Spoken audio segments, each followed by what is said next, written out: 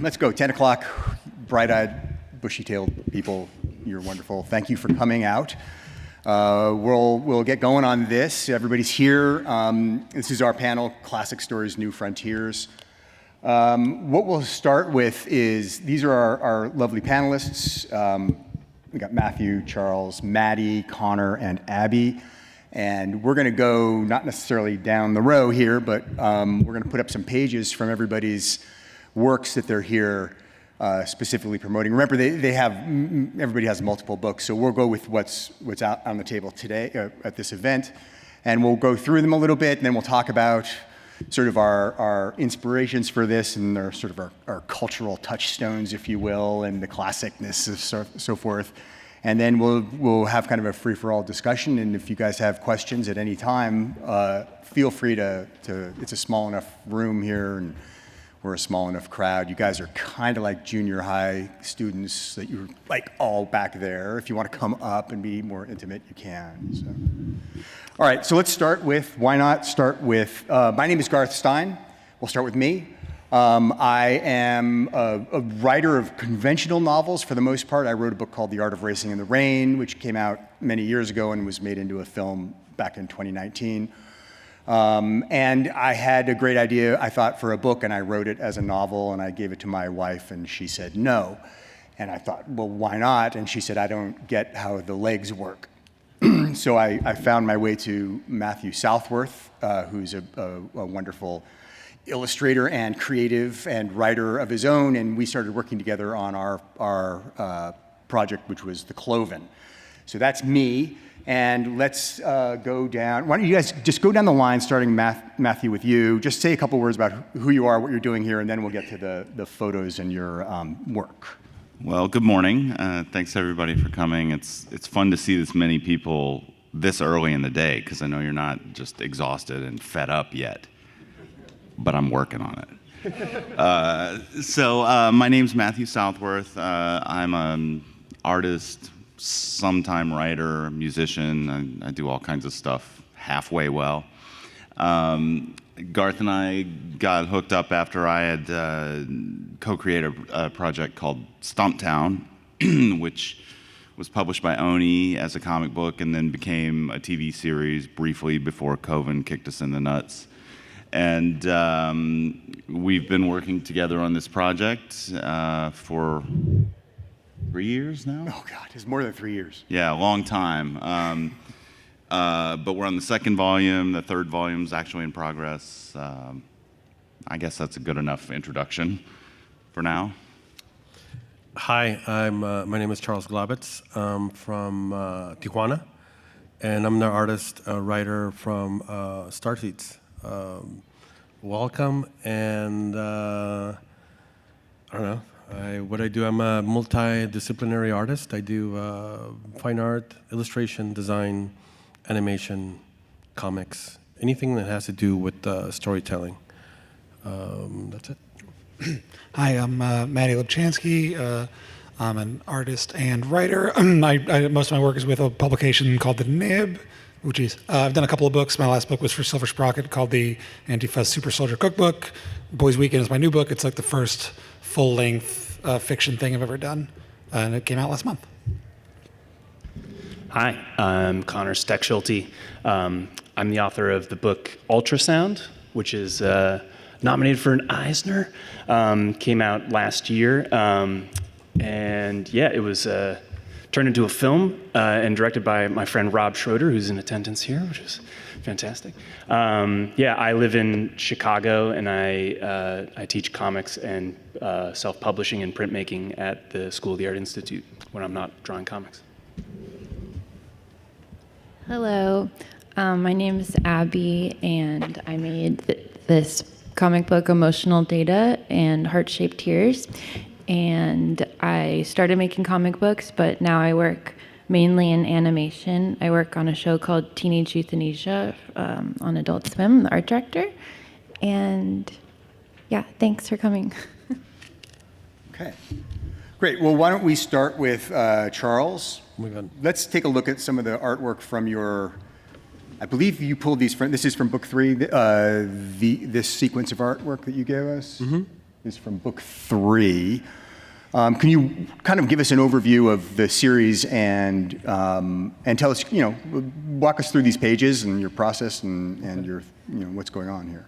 I'm a big fan of Joseph Campbell, the idea of mythology as a precursor and as a way to show and explain how our society evolves. Basically, that the stories that we tell ourselves are the stories that we become. So one of the things that Joseph Campbell says is that mythology should be concurrent with science understanding.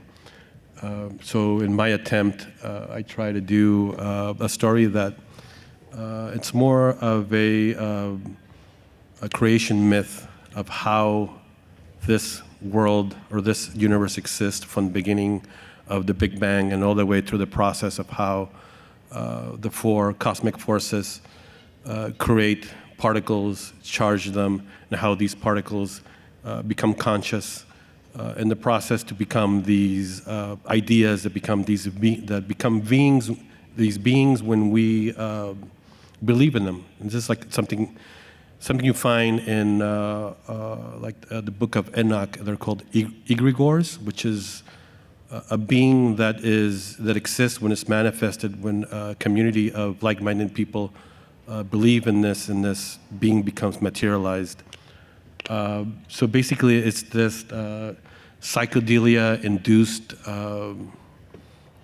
retelling of myths from different parts of the world to recombine to try to tell a new story where the parallels between quantum physics and mythology, philosophy, hermetics, gnosticism, and spiritual belief combined to create this new story. And it's a story that pretty much says that you need to, whatever it is that you believe in becomes real. So this sequence here is, I was remembering the first time I took peyote, and I was like writing the story of how this character called Jaguar would meet the peyote, a god, which is the deer god from, I'm just blanking the name of the culture. Sorry, that's bad. It's early. It's early, yeah. So I started telling the story where this Jaguar character meets this deer character, and then he says, "Chase me," and then I stopped and think, wait, these mythologies actually exist. So I went back and I started rereading on the mythologies or on the story, specifically this, and the story kind of reads the way I was writing it, and that's when I got goosebumps, and I said, wait, that's it, I'm connected. So basically the story is, it starts off with it's two twin brothers. And this is classic.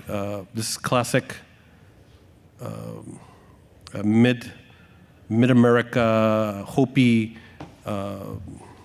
Hickory mythology.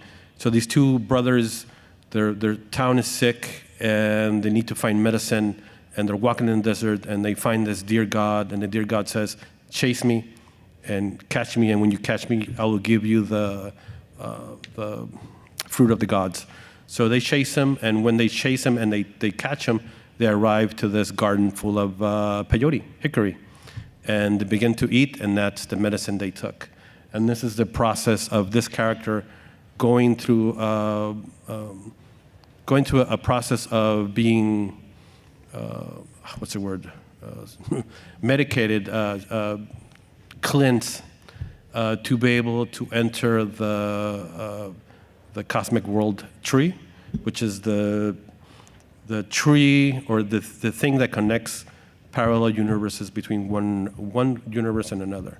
So he needs to be cleansed emotionally and spiritually before he has the opportunity to enter there. And right there we have the little hickory saying, "Hey, you, eat me."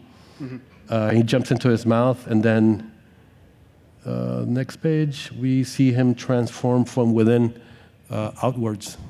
And that's basically most mythologies in a short story is there's constantly transformation, there's constantly transmutation, and this parallels what is quantum physics all the way down to particle science, when there is constant transformation, transmutation from one level, for one state to another. Cool. Can I ask real quick, is the whole book two colors with the pink and the black?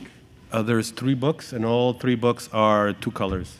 That's the decision for saving money on printing. Sure, but it's beautiful. So Thank you. each book is a different accent color? It's the dark, it's called dark, it's called the French blue-gray. Mm-hmm. And the accentual color changes from yellow to salmon and to magenta. And what I try to do, I figured out in the 3rd book is when printing, if I could mix different percentages of the 2 colors, right, I would get that nice purple. And the book switches, depending on chapter, and the chapter stories, they're divided by color design. I see.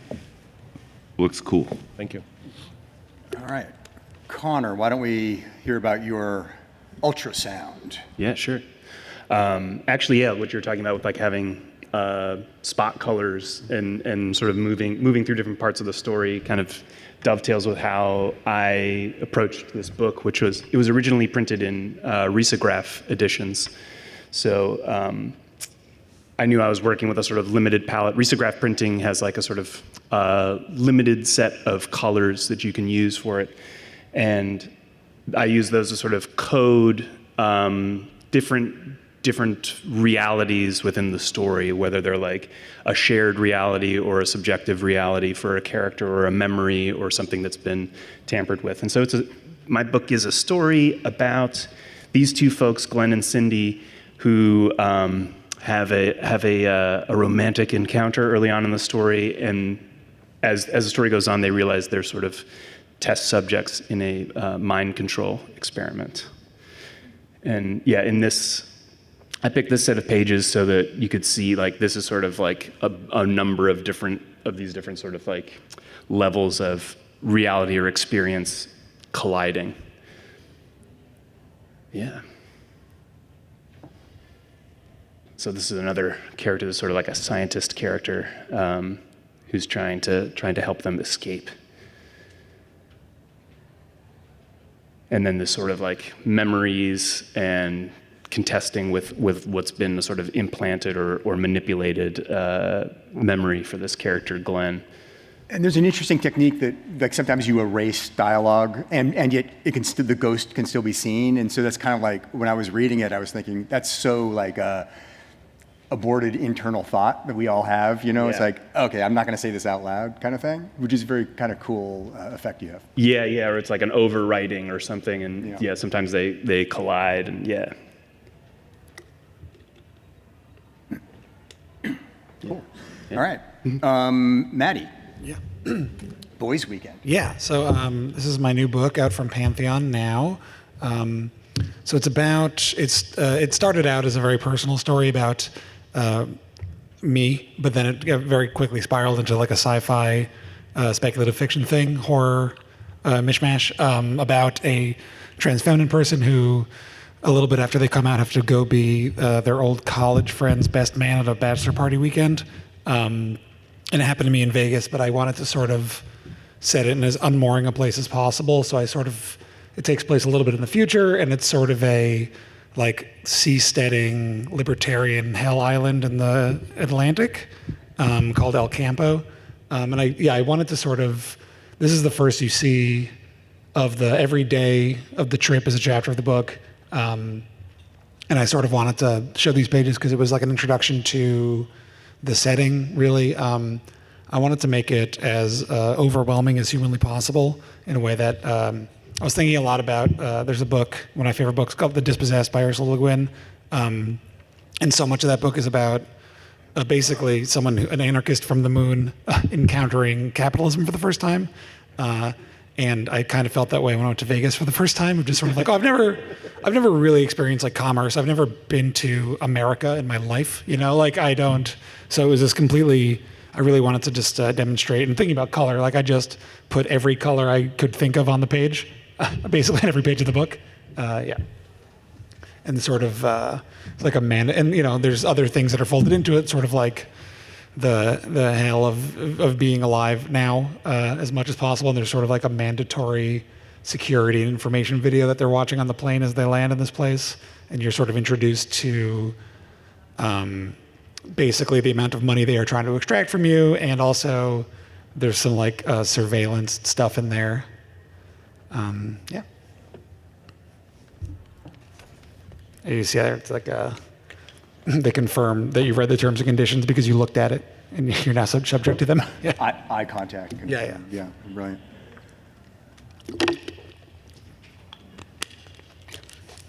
Okay. Thanks. All right, Abby, let's talk about emotional data and heart-shaped tears. I just pulled these pages, so you'll have to explain them. So emotional data is about, it's in a near distant kind of dystopian cyberpunk world, and it's about this young woman who finds out that she was grown in a tube by her sugar daddy, who turns out to be her like actual father because he was the scientist who grew her in the tube. And so I was reading a lot of like William Gibson and Philip K. Dick at the time, and also was really into Grimes' Dune concept album. She recorded on cassette. And I kind of like using science fiction as like a metaphor for just absurdity. Also, I think it's fun and boring without. So, Yeah.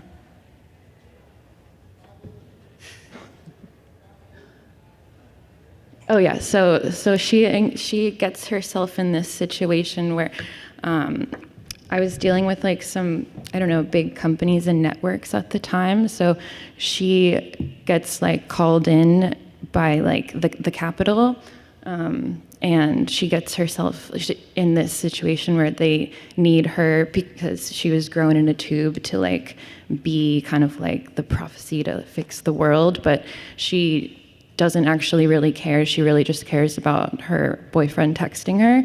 And so I just thought it was kind of funny that she has this big, severe responsibility, and that kind of compared with just like her complete apathy is just like funny to me and a kind of symbolic of something. It's funny. So, yeah. Cool. All right. Thank you. Matt, you're up. Here's the Cloven. These are pages I pulled. You have no idea what you're about to say. Yeah, I don't know what's going to be in here.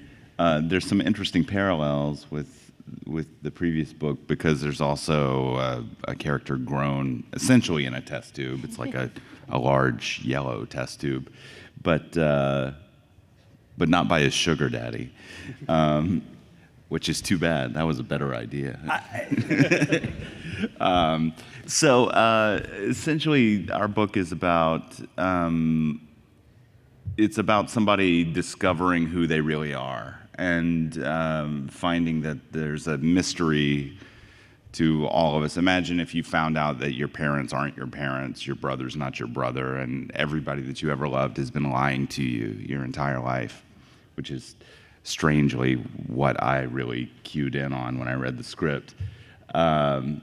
So the story of this guy, Tuck, who is sort of a human-goat hybrid, is being investigated by this guy down in the bottom right pink. He's a journalist for The Stranger, which is a Seattle news weekly, I guess, or it's a news bi-weekly now or something now, but it used to be a weekly.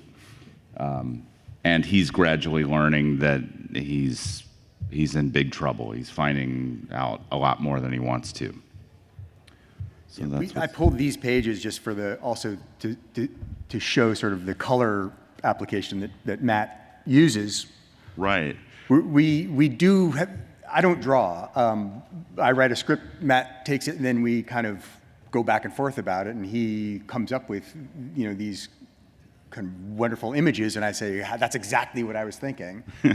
And sort of the dynamic aspect of the color, and yet also the reality of it. Like on the top panel there's a ceiling kind of detail that you could see in the book when you look at it, and it's the real ceiling of, there's a building in Seattle, one of the old buildings called the Smith Tower, and on the top floor it's called the Chinese room, and it was designed with the Chinese theme, I guess, many, many years ago. And so it was a very ornate ceiling. And so Matt finds that picture. He said, I'm going to put that in there. So the details are all kind of pretty accurate here, but to try and mix it in with the story so you're not just, doing an architectural stroll through. Yeah, I came from doing some mainstream comic stuff where you're sort of, I at least felt like a lot of the time you're trying to prove that you can draw and that you should be allowed to play with these action figures that they're letting you blah, blah, blah, And so the thing is, that's never what I really wanted to do, but it's like, okay, well, Spider-Man's swinging across the city. I guess I got to make it look like a real city because everybody wants to see a real city. And then you get Unleashed. I think all of our books are published by Fantagraphics, right? No. Oh, they're not? Mine's with Pantheon. Okay. Generally speaking, like with Fantagraphics and with a few other publishers, there's a lot more room to be expressive rather than to just be pictorial and, this is not a word, but depictive. And I find that the more I can sort of not draw, the better it gets. The less drawing, the more sort of expressive color and so forth. That's one of the reasons I asked you about your spot color. And that was the idea with this sequence, is sort of you set the scene with some kind of detail of this room and then just literally blow it out the window. I mean, that's literally one of the Scott McCloud things, isn't it? It's like worry about the who and the what, and not less so much the where. Exactly. Yeah, it's not really that big of a deal. Well, and a lesson I had to learn both in this world and in more mainstream comics was do it once. Don't do it every panel. Like, establish the room and then get out of doing that because you'll have way more fun and you won't, ruin your eyesight. All right. Well, let's talk about our theme here for the day, which is, the classic stories that kind of inform all of our work. We all carry around, one thing that artificial intelligence doesn't do is carry around all the traumas of our youth, and when we were too young and our parents took us to see The Omen or something, and we got freaked out and couldn't sleep for 3 weeks. Didn't happen to me.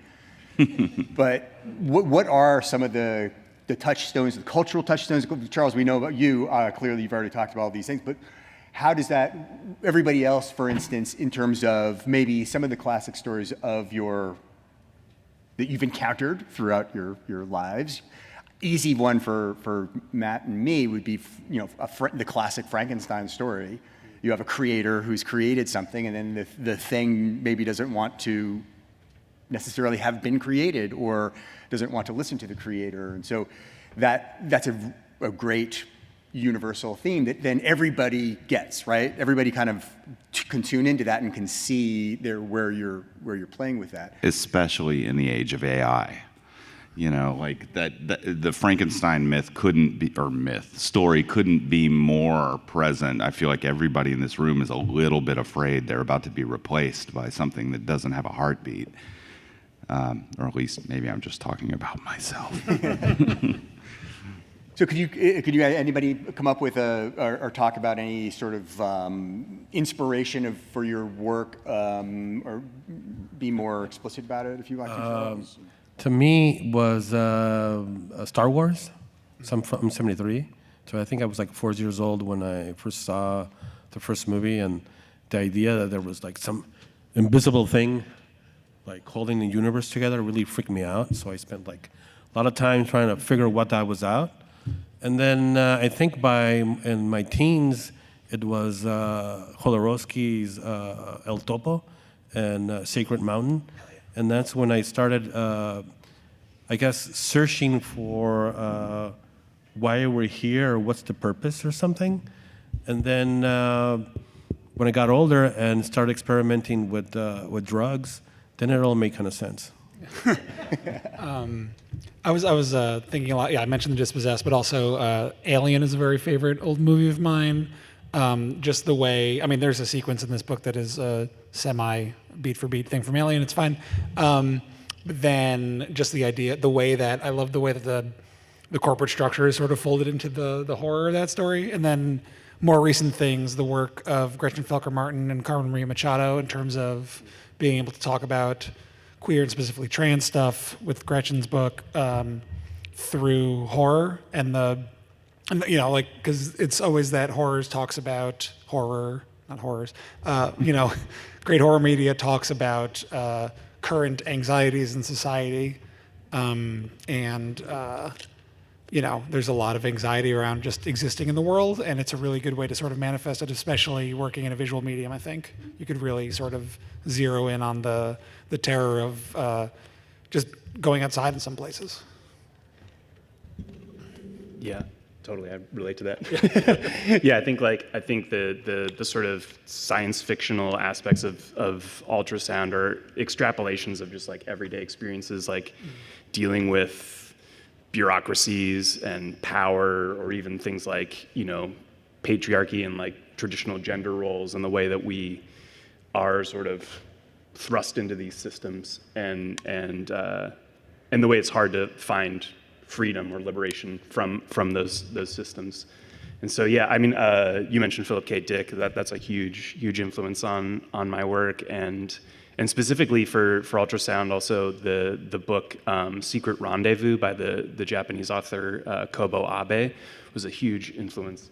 That's like about this guy trying to figure out what's happened to his wife in this sprawling hospital that is all wired for surveillance and recording, and he's going over these recordings and trying to figure out what happened. Very, very like Dickian, paranoid, perverse, wonderful book. And yeah, I would say the other influences on my book were seeing a hypnotist show when I was in high school, and seeing my friends like get manipulated by this hypnotist, and even like there's a moment in the book where everyone's hypnotized and they believe they have a winning lottery ticket, and they all like hide it on their person somewhere, and then they're like, okay, well ask them to see their ticket later on. And I went up to my friend and was like, hey, where's your lotto ticket? And at first I thought it was like really funny, but he like reached into his pants to pull out his lotto ticket, and then this like look came over his face where he was just like, what, like, how did you know? What is like, and you just like had this like sort of like crumbling notion of, and I think that led to, that was sort of my first encounter being like, oh, like human psychology is like actually more like mechanistic than we would maybe like to believe, and that was a really disturbing thought that I wanted to explore. Yeah. I feel like I already told you some of my influences, but I just thought it would be interesting to take like certain sci-fi worlds and like cyberpunk stuff and tell it through the lens of like an adolescent girl. I just thought that would be funny. And it is. Okay. It's interesting hearing how there's like a thread through all these. Like, and I don't know how much this was curated in terms of who was put together, but there's like this sort of, our book is all about, questioning who you are, and like this, it's not a bureaucracy, but it might as well be. It's a sort of a scientific structure around who this guy thinks he is, and it's all a lie. And you're talking about sort of exploring through the idea of a connecting thread of the universe, which could be religion, but isn't. And then you're talking about all these things, like the hypnotism and all these structures. It's fascinating to me that here we are, all different. We're all kind of dealing with the same stuff, which I don't know what that says about being, being in the comics business. It's the big question. Right. Why are we here? And then when we know we're here, who the fuck is fucking with us? Yeah. Right? Yeah. And it seems like it's the system. To me, it seems like it could be. Well, to me, it's the system also, because my stories have they take a lot from Robert Anton Wilson's Illuminati's trilogy. So to me, it's the Illuminati in my stories are a reflection of the systems. Right? One thing that Robert Anton Wilson says before he passed away, they asked him, "So who's the Illuminati?" And he says, "We are, because we go along with it." Right. And to me, that's also part of this idea of who's controlling us and who's trying to dictate what we do and how we don't question what they say or who says it. May it be, the cosmos, or maybe the, God, or maybe some other form of person who has power, or how and what we think, and then how we get together with people who think alike, and then how we create things that become real, and how we put those things up in pedestals, right? I mean, how we believe in, say, a certain icon, how that icon then becomes real and then govern us. And then we keep this constant projection, response, and takes us to, it takes us to whatever it is that we're projecting into it, so. It strikes me that somewhere in the country right now, there's a QAnon convention exploring the same themes. I mean, but we're better than they are. I mean, I think for me, so much of like what I love about sci-fi and more speculative fiction stuff is just the idea that we can interrogate these things in a way that is interesting to a reader, And for me, so much of the stuff in my book is kind of about like, we're talking about capitalism and like the way society enforces what is desirable in terms of class and less in my book, but race and also like gender and all that stuff. It is, I think, important to realize that it's stuff that we do to ourselves, and that's what I'm really trying to get at in a lot of my work. Is like we have the tools to end most of our problems, and we've had them for a long time, and we don't. I think there's like a quote from an old thinker I think about all the time from the 19th century called Bertrand de Juvenel that I read in a book once that was like, and he said then in the 1800s, like, we have the tools to do whatever we want, but what do we want? Right. And that's been this problem we've had for 300 years now of like. I literally remember in Madonna's sex book, there was a quote from her that says, another good thinker. Most people could get what they want if only they could say what they want. Something like that. Madonna. I mean, yeah. Yeah, I was thinking in the week leading up to getting to talk to you guys about like science fiction and why do we do science fiction, and I think this relates to like something I think everyone's been talking about, which is I think science fiction has a great ability to point out and also dismantle the mythic quality of everyday life, like the mythic quality of capitalism. Like that is a spirit, a ghost that we all believe in, right. And make real every day. And I think that's why, I always gravitate towards like, in my work often it starts with like a discomfort or a friction with the world, and then I find science fiction or horror is a great way to sort of extrapolate from that. But I think it's actually more realistic and perhaps like I hope like more like liberatory to have it like sort of extrapolated, because it kind of points out the way in which everyday life is a sort of mythic thing, is this strange reality, either looking at it like mythically on like a physical basis, like spiritually, psychedelically, or politically. All of those things are like, they're. I was gonna say, like, if you remove the details from a situation and make them different, but the feeling is the same, that can maybe possibly take you out of your body or your mind to think about how we live a little bit. And I feel like the more you like use the exercise of fiction or imagination, the more you can see the way that it's not the world as it's handed to us is not like it's not an inevitable thing. It's a created thing. It's a thing constructed out of belief. Yeah, I feel like something I just cued on when you just said that is, I feel like one of the most real romantic films is Eternal Sunshine of the Spotless Mind, about forgetting loss and forgetting pain and blah, blah, blah. And the idea of science fiction being the gateway to making that happen, you know. Yeah, absolutely. Oh, Absolutely. hey, there's an extra one. Abby was sitting in the train there saying, why don't I get to say anything? Any thoughts now that you have the microphone? I can launch you. So there's technologies in all of these books, right? And our big fear is technology. We're here. Comic-Con is being affected very really this weekend by technology, right?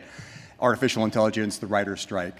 How do we control that? It becomes a very, for having read all of your books, it becomes a very sort of, Cartesian dilemma here of, are we, I think, therefore I am, all we can guarantee is that we can think, and we can be entirely manipulated by all the systems around us. And I think Conor's book really puts the finger right on that, which is, when you can't trust yourself, how do you cope with reality? And so, how do it always is that individual's, the hero's journey, right? To try to find some kind of reality, but when are we being manipulated and when are we not being manipulated? So, could someone respond to that?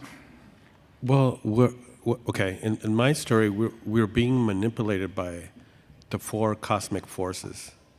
Gravity, well, actually 5. They haven't really defined the 5th one.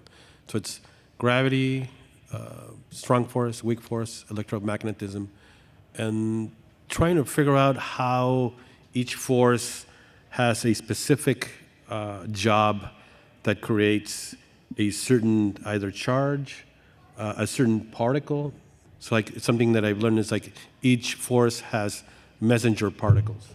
So there's particles that they still haven't found the ones for gravity, but there's particles for strong force, weak force, and electromagnetism. Electromagnetism changes the charge. The weak force changes, transforms one particle into, radiates into another particle or another form or another element. And the strong force gives it I'm going to go blank. And then there's the Higgs boson, which gives mass to particles, which is what creates matter. And then that matter, it's what, in a whole process from becoming nuclei all the way to becoming stars, or becoming to new elements, and elements transforming and dying and blah, blah, blah, 26.6 billion years processes and becomes consciousness and becomes us. So we are governed by these 4 or 5 cosmic forces. And I think in the way I see it is that there's some correlation how and why, how our consciousness respond towards those 5 forces. How, I haven't figured it out. I need more DMT. Yeah. I mean, yeah. Yeah. Yeah. Yeah. I mean, to me, it's so much of it. I think these are like big, interesting questions to consider. But in terms of like the way, like what we're being affected by, like daily, it feels much more material. The concerns, and I think the solutions are quite simple. And you talk about the hero's journey, but I think it's really more of a collective action thing. Like how do we deal with AI? It's we go tear apart and eat David Zaslav. Like I don't know what the like that's the solution. It's right there. We're just not doing it. Right. Yeah, I don't know. Yeah, I would say, in terms of like how do we find our way out of manipulation, or how do we find like a direction within being manipulated? The solution, if you want to call it that, that I feel like I landed on in the book, or in the thinking that the book led me towards was kind of returning to physicality, there's a good amount of sex in the book, and I think that is something like, and I was just thinking about this, like with the AI stuff, like right now, like there, if you try to generate sexual images or something with DALL-E, it doesn't let you, and I think that's maybe a telling thing. I think there's a real liberatory force just in our own desires, and I think that the systems of control, their ability to apprehend and use that energy is always failing. So I think sex and probably death are always outside of the realm of being recouped by capital or power or something. I think it's very telling that the AI can generate a very, very, very good Batman and not a good sex scene. Yeah.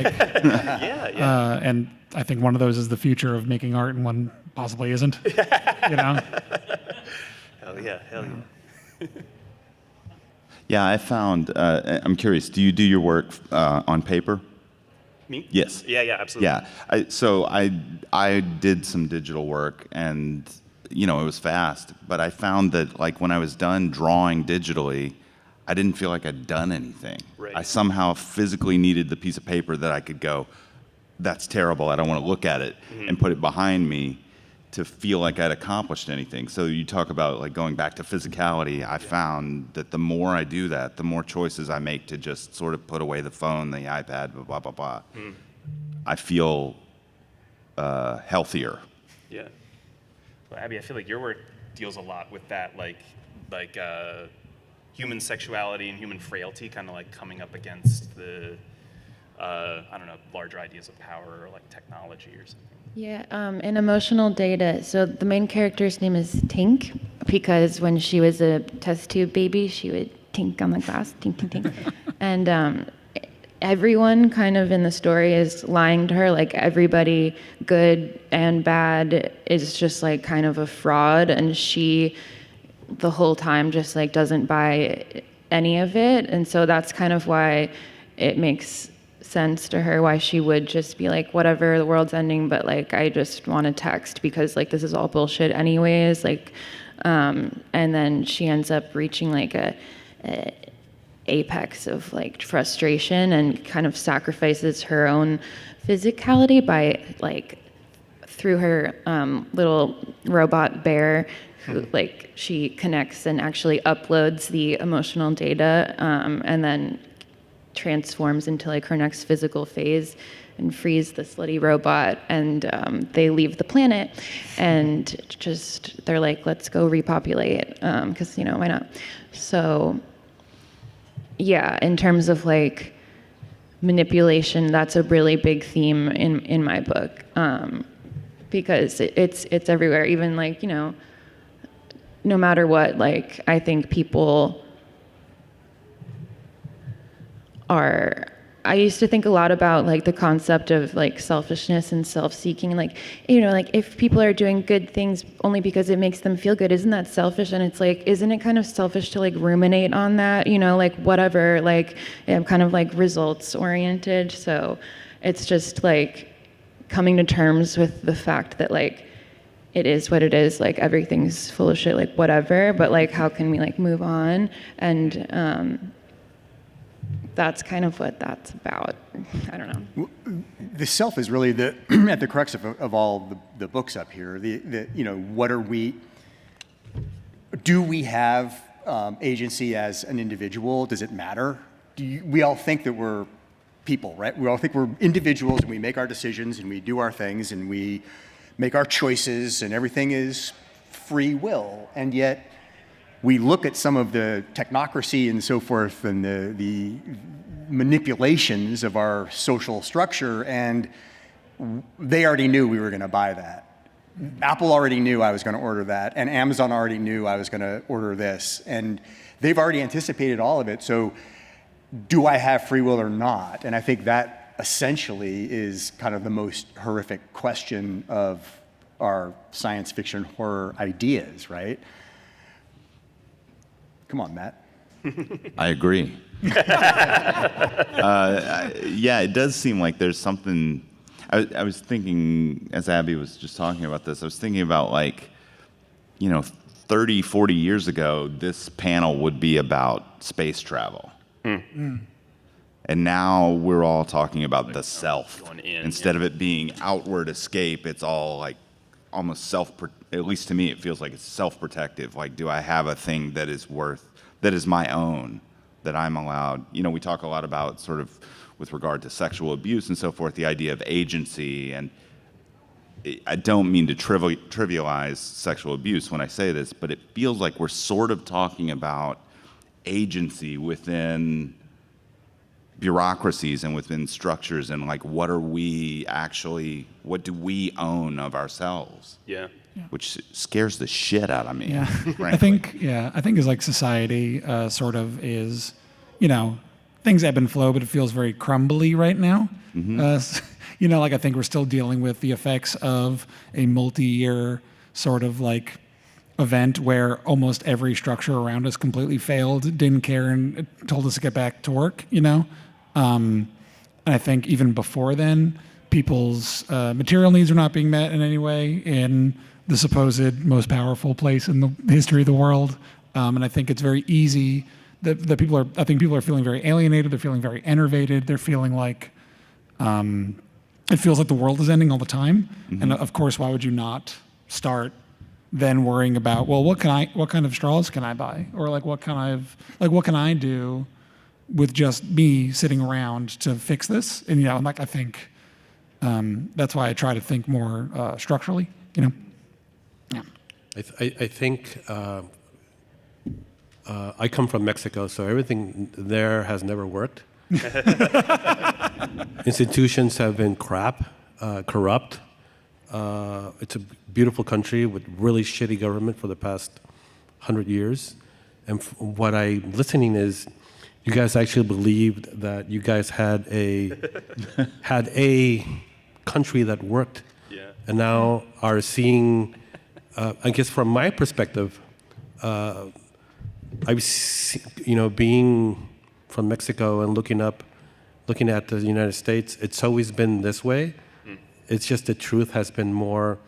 The story has been better. The story was better kept. Yeah. Yes. Yeah, better makeup. Yeah. And with that said, I welcome you guys to Third World.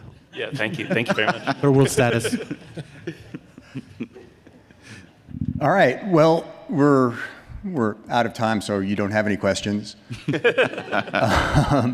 Everybody here is down, has books down available on the floor below, right? Yeah. Could you call out your publisher name and booth number so that our audience is familiar with that? My publisher is Silver Sprocket at booth 1718.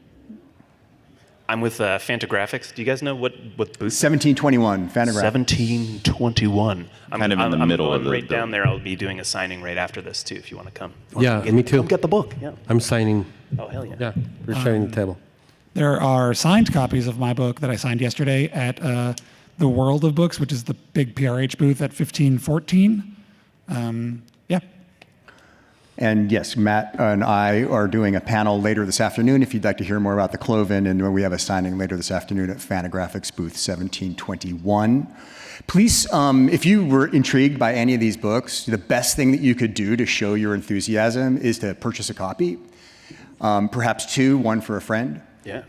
And please support your local bookstores and comic shops above all. I mean, part of this whole slippery slope of technocracy that we're in here is losing our main streets and falling victim to just UPS delivering food directly into our mouths.